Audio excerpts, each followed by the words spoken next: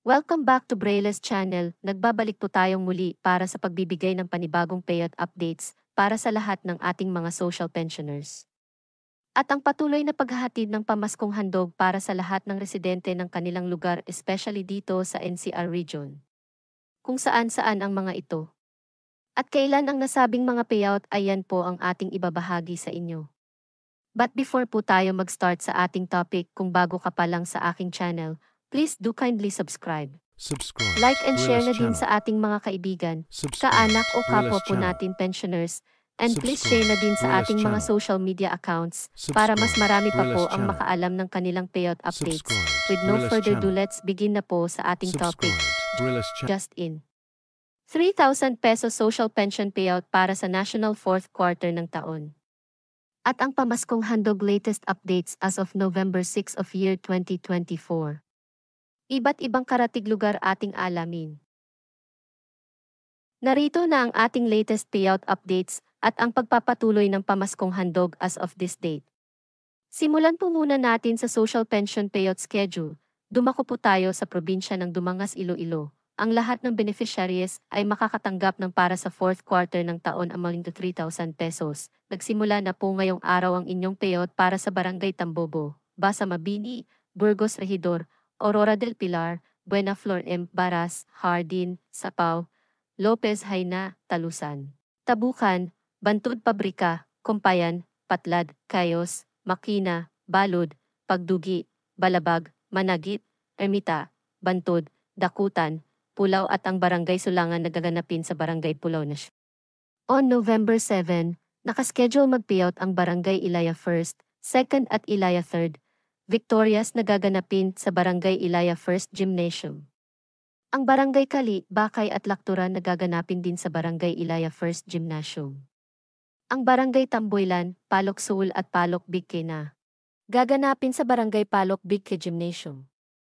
Ang Barangay Bakong, PD Montfort South at ang PD Montfort North nagaganapin sa Montfort South Gymnasium.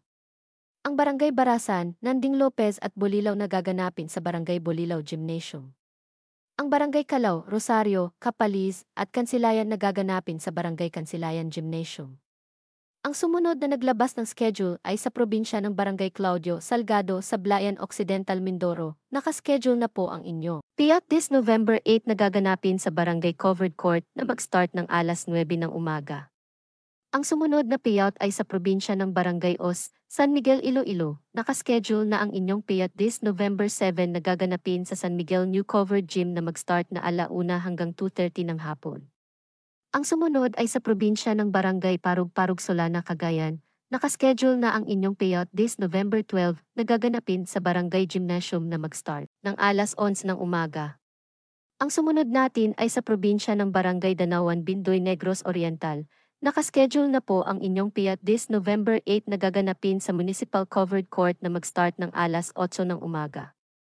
Ang sumunod po natin ay sa probinsya ng Bais, Negros Oriental. Nakaschedule na ang inyong payout this November 7, kabilang dito ang Barangay Kambagahan at Lonoy nagaganapin sa Sitio Kambagahan Covered Court. Ang Barangay Mabunaw at Mansangaban nagaganapin sa Proper Mabunaw Covered Court. At ang Barangay Panalaan nagaganapin sa Checkpoint Kansanag Market.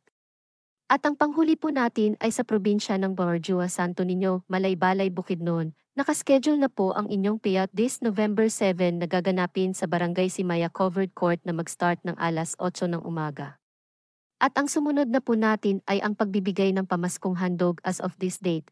Unahin po muna natin ang probinsya ng Zambales, nakaredy nang ipamigay ang pamaskong handog ng para sa una at pangalawang distrito ng Zambales sa pangunguna ng kanilang gobernador. Ang pangalawa po natin ay sa lungsod ng Taguig City. Good news po ito sa lahat ng mga residente ng Taguig City dahil ang bawat pamilya ay makakatanggap ng Noche Buena package ngayong Kapaskuhan. Ang house-to-house distribution of tickets ay nagsimula na ngayong araw, November 6. Makikita nyo rin dito ang dapat nalaman ng inyong Noche Buena package. Ang sumunod po natin ay sa probinsya ng Cavite, nagsimula na rin ngayong araw ang pamimigay ng inyong pamaskong handog sa pangunguna ni Congressman Jolo Revilla. Ito po ay naibahagi na sa hanggang Barangay 1 hanggang Barangay 7 at ang Barangay 9 ng Cavite City. At ang Muntinlupa City ay naipamahagi na rin ang kanilang pamaskong handog sa kanilang mga residente. Sa mga naghihintay ng kanilang mga pamaskong handog ay abangan lang po natin ang mga susunod pang mga kaganapan. That's it. Ito pa lamang po ang mga bagong naglabas ng kanilang payout schedule as of this date. Manatili po kayong nakatutok sa aking channel para sa mga paparating na payout schedule, pamaskong handog at iba pang impormasyon na para po sa inyo. Marami pong salamat and God bless everyone.